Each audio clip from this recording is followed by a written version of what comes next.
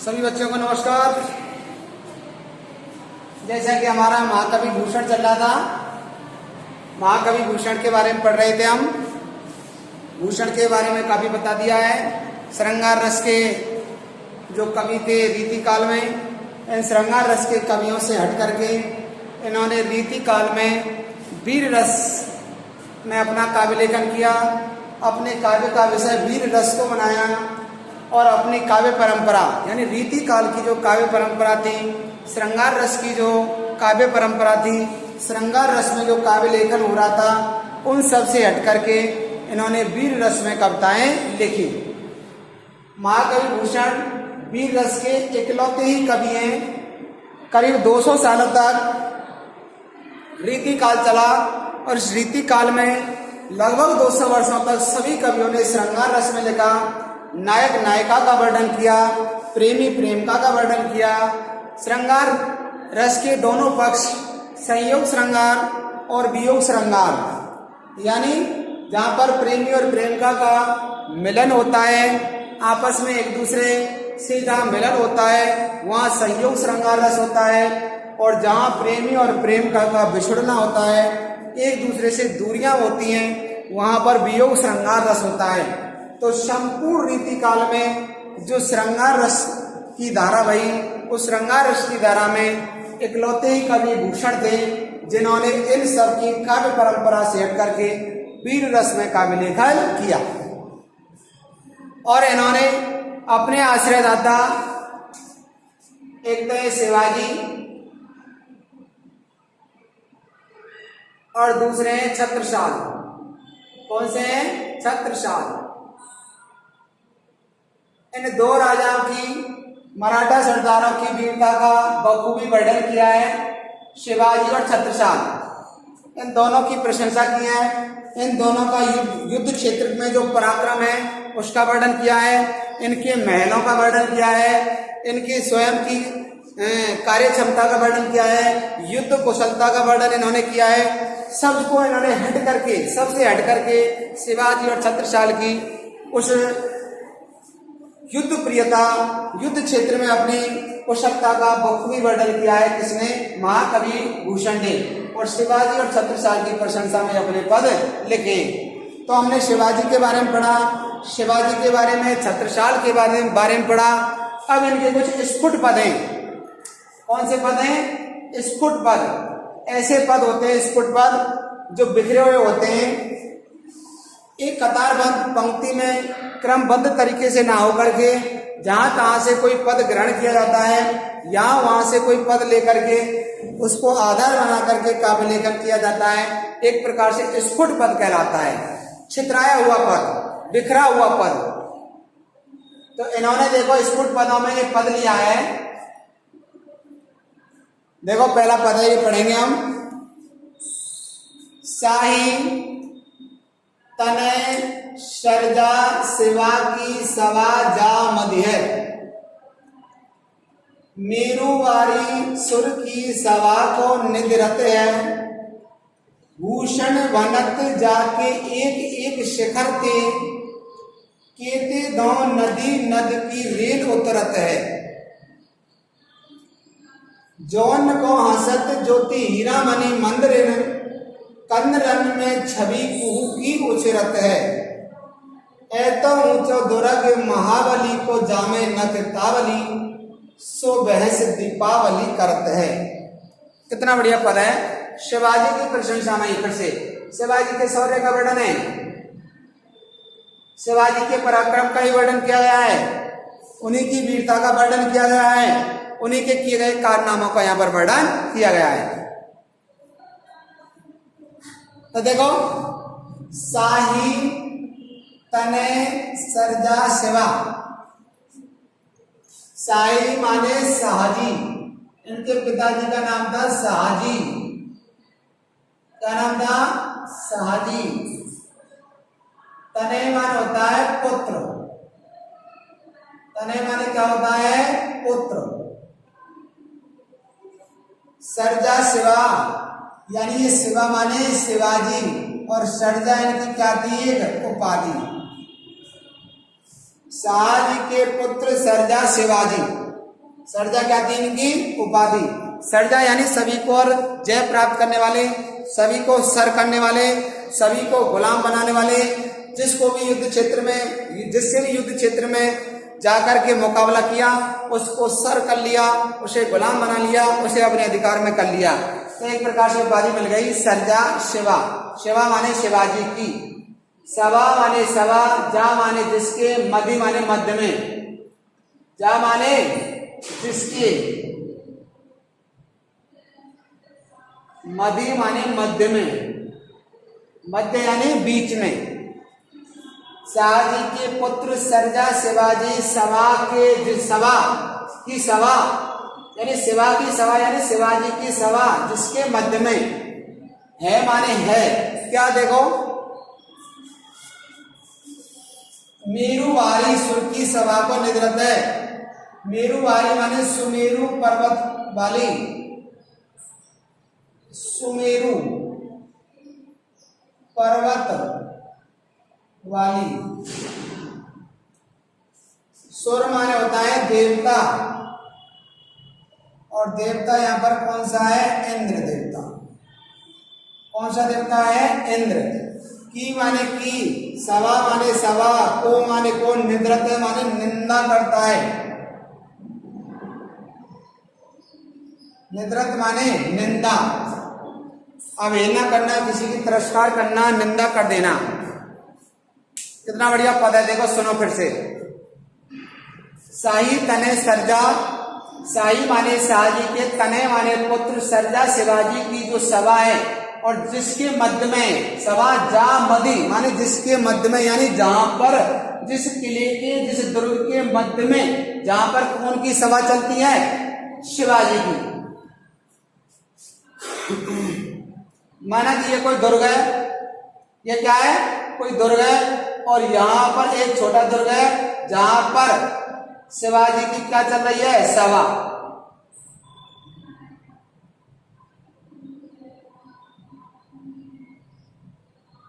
ये बड़ा दुर्ग है और इस बड़े दुर्ग में ही शिवाजी का ये क्या है, महल है। शिवाजी क्या है, ये एक प्रकार से ये एक अत्यंत सुरक्षा की दृष्टि से इनका एक महल बना हुआ है अंदर इनका रहने का, इस किले के भीतर।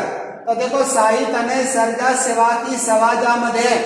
शाही तने माने शाहजी के पुत्र, सर्जा शिवाजी की सवा माने सवा, जा मधे, जा माने जिसके, और जिसके माने किसके, इस किले के, मध्य माने मध्य में, यानी इस किले के मध्य में, यानी बीचों बीच में क्या चल रही है, सभा चल रही है। शिवाजी अपने जो अनुचर हैं, अपने जो मंत्री हैं, अपने जो अमात्य हैं, इन सबसे विचार विमर्श कर रहे हैं, इन सबसे अपनी भावनाएं व्यक्त कर रहे हैं, किसी योजना को बना रहे हैं यहाँ बैठ करके किले के बीचों बीच में, मध्य में, मध्य माने मध्य में, बीच करेंगे, मध्य माने मध्य में, और मध्य माने बीच में बैठ करके सुरक्षित रूप से ये सभा कर रहे हैं, मीटिंग कर रहे हैं।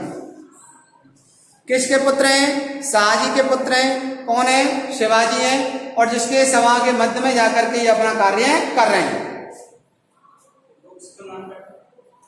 मेरुवारी सुर की सभा को निद्रत है। मेरुवारी माने सुमेरु पर्वत वाली, यानी कौन सा पर्वत है, सुमेरु पर्वत। यह कौन सा पर्वत हो गया जमाना की, सुमेरु पर्वत, यानी ऊंचा पर्वत, बड़ा पर्वत। कौन सा पर्वत हो गया, सुमेरु पर्वत। मेरुवारी माने सुमेरु पर्वत वाली। अब सुमेरु पर्वत पर क्या हो रही है, कोई सभा चल रही है। यहाँ महल है, किला बना हुआ है, इस पे क्या चल रही है, सभा। और सभा किसकी चल रही है, मेरुवारी सुर की। सुर माने कौन है यहाँ, देवता, और देवता कौन सा है, इंद्र। कौन सा देवता है, इंद्र की सभा चल रही है। और इस सभा को भी निद्रत माने इसकी भी निंदा करता है, इसकी भी क्या करता है, उलाहना देता है, इसको भी इससे बढ़कर है, इससे इसको छोटा समझता है, तुच्छ समझता है। तो देखो, ये सुमेरु पर्वत, यानी सुमेरु माने ऊंचा पर्वत, और ऊंचा पर्वत की चोटियों पर क्या चल रही है, पर्वत वाली सुमेरु पर्वत पर क्या चल रही है, सभा। और यहाँ सुमेरु पर्वत यानी ऊंचाई पर स्थित जो पर्वत है, बहुत ऊंचा जो पर्वत है, इस पर्वत पर किसकी सभा चल रही है, इंद्र की। अब यहाँ ऊंचा पर्वत का मतलब स्वर्ग, ऐसी ऊंचाई पर, इतने ऊंचाई पर सभा चल रही है, यानी कि कहाँ सभा चल रही है उसकी, स्वर्ग में सभा चल रही है। एक तो स्वर्ग है और स्वर्ग में सभा किसकी चल रही है, इंद्र की। एक धरती है, धरती पर सभा किसकी चल रही है, शिवाजी की।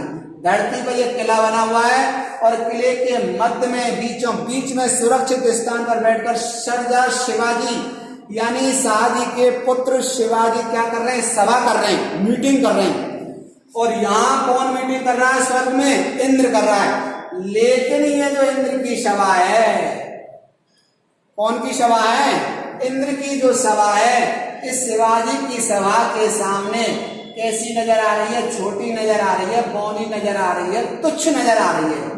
कैसी नजर आ रही है, तुच्छ। यानी शिवाजी की सभा जिस किले के मध्य में हो रही है, ऐसी सभा जो मेरुबारी यानी ऊंचे पर्वत पर स्थापित होकर के सभा की जा रही है, अर्थात स्वर्ग में जो सभा सुर की यानी देवताओं की जो सभा चले उसकी भी निंदा करती है। अर्थात स्वर्ग में इंद्र की सभा भी, इंद्र की जो सभा चल रही है वो इंद्र की सभा भी उस शिवाजी की सभा की बराबरी नहीं कर सकती।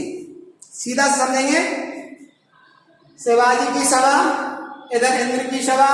इस इंद्र की सभा से भी बढ़कर इस पृथ्वी लोक पर किसकी सभा है, शाहजी के पुत्र शिवाजी की सभा है। ठीक है, आया समझ में। अब देखो अगले वाला,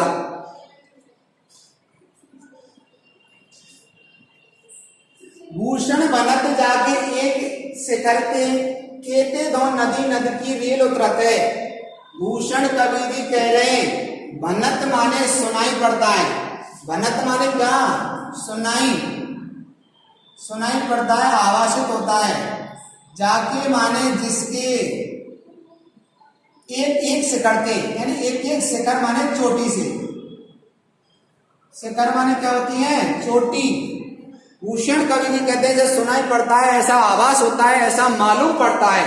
बनत माने ऐसा मालूम पड़ता है, आवाज होता है, सुनाई पड़ता है। जाके एक एक शिखर थे यानी जिसके एक एक शिखर माने चोटी से, जहां पर शिवाजी का जो दुर्ग बना हुआ है, जो रायगढ़ दुर्ग, दुर्ग का क्या नाम है, रायगढ़। ये जो जिस पहाड़ी पर बना हुआ है, कौन सा दुर्ग है, पहाड़ी दुर्ग। किस पे बना हुआ है, पहाड़ी पर। तो ये भूषण भी कह रहे हैं ऐसा आवासित होता है कि जिसके एक एक शिखर से यानी रायगढ़ दुर्ग के एक एक शिखर से यानी एक एक चोटी से, एक एक गुम्बद से। देखा ये तुमने किले के जो विशेष प्रकार से परकोटा होता है, उस परकोटे पर इस प्रकार से गुम्बद बने होते हैं, गोली चलाने के स्थान होते हैं, ऐसे छेद से होते हैं इनमें गोली चलाने के लिए। देखा ना ऐसा किलों में इस प्रकार से मेहराबदार गुम्बद बने होते हैं, इनमें छुप करके जो सैनिक हैं वो क्या चलाते हैं, गोली चलाते हैं भाई। अब देखो भूषण कवि जी कह रहे हैं ऐसा सुनाई पड़ता है, ऐसा आवासित होता है, ऐसा मालूम होता है। जाके माने जिसके एक एक शिखर थे, शिखर माने इस चोटी से, इससे एक एक शिखर से यानी कि चोटी से, केते दो माने कितने ही, कितने ही, नदी नद, नदी माने नदी और नद माने छोटी नदी यानी नाला। नदी माने नदी, नद माने नाला, छोटी नदी की रेल उतरत है। रेल उतरत, उतरत माने उतरती, रेल माने बड़ी मात्रा में, रेलम पेल होना, रेलम पेल बड़ी मात्रा।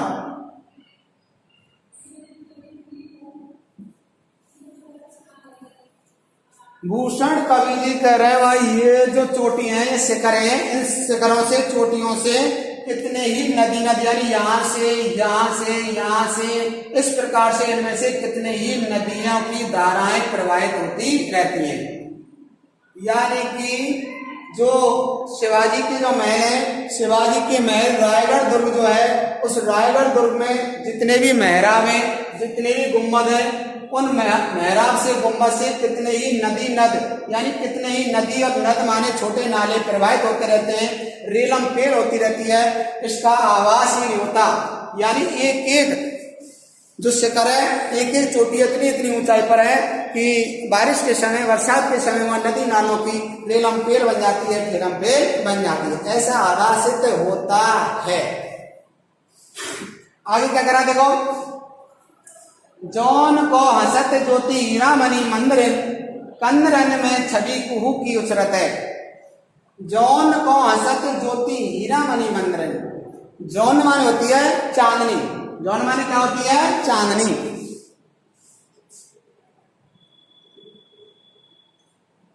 को माने को, हसत माने हस्ती है, ज्योति माने प्रकाश,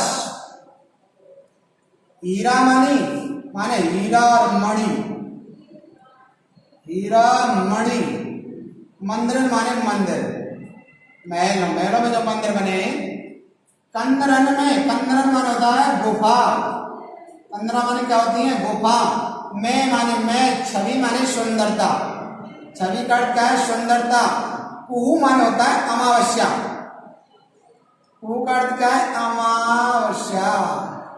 की माने की उछरत है, उछरत है माने आभासित होती है, दिखाई देती है, प्रकट होती है, दिखाई देती है या प्रकट होती है या ऐसा आभासित होता है।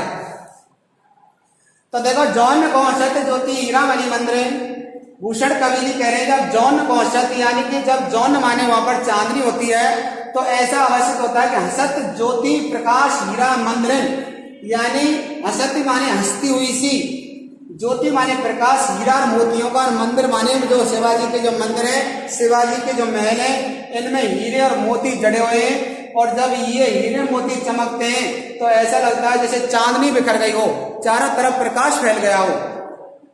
कंदरन में छवि कुहू की उछरत है, और जो वहां पर की जो कुंदरा है, जो गुफाएं हैं, उन गुफाओं में किसकी सी छवि उछरती है, छवि कुहू, कुहू माने होती है अमावस्या, यानी कंदराओं में, गुफाओं में हमेशा अंधकार फैला रहता है, अंधकार पसरा रहता है, और गुफाओं में हमेशा अंधकार रहता है, लेकिन उसकी चोटी जो है, उसके जो शिखर हैं, महलों के जो गुंबद हैं, उनमें हमेशा हीरा और मोती जड़े होने के कारण सूर्य की चांदनी का सा आभास होता है। अंत में क्या दिया देखो, ऐतो ऊंचो दुर्ग महाबली को जामे नगतावली सो बहस दीपावली करते। ऐतो माने इतना, ऐतो माने इतना, ऊंचो माने ऊंचा, दुर्ग माने दुर्ग, महाबली, और महाबली कौन है यहाँ शिवाजी, महाबली यानी महाबलशाली, और महाबलशाली यानी शिवाजी। को माने को, जामे माने जिसमें, जामे घट क्या है जिसमें, नगतावली माने नक्षत्रों की कतार, नक्षत्रों की कतार, लाइन, नक्षत्रों की कतार, कतार लग जाना यानी लाइन। सो बहस दीपावली करते हैं, सो माने उसमें, बहस माने बराबरी या बहस करती है, बराबरी करती है, दीपावली माने दीपावली के समान। यानी शिवाजी का इतना ऊंचा दुर्ग है, शिवाजी महाराज का इतना ऊंचा महल है कि जिसमें नक्षत्रों की जो कतार है, आकाश में जो तारे वारे हैं, ग्रह हैं, नक्षत्र हैं, सूर्य हैं, उन तक उनका प्रकाश, यानी उतनी ऊंचाई तक उनका महल जा चुका है। और यो दीपावली करत है, यानी कि जो नगतावली है, जो नक्षत्रों की जो कतार है, जो तारे हैं, उन तारों की जो बहस है यानी बराबरी है, दीपावली करत है। यानी वहां के जो तारे इस प्रकार से आभासित होते हैं, जिस प्रकार से दीपावली में, दीपावली के समय में जो दीपक जलाते हैं, दीपकों का जो प्रकाश चारों तरफ टिमटिमाता है, उसी प्रकार से शिवाजी के महलों के ऊपर जो तारे टिमटिमाते हैं, ऐसा लगता है कि जैसे दीपावली यहाँ आ गई हो और दीपावली के समय क्या दीपक टिमटिमा रहा हो। इस प्रकार से शिवाजी के महलों की ये अतिशयोक्तिपूर्ण बड़ी ही खूबसूरत प्रशंसा की गई है। धन्यवाद बच्चों।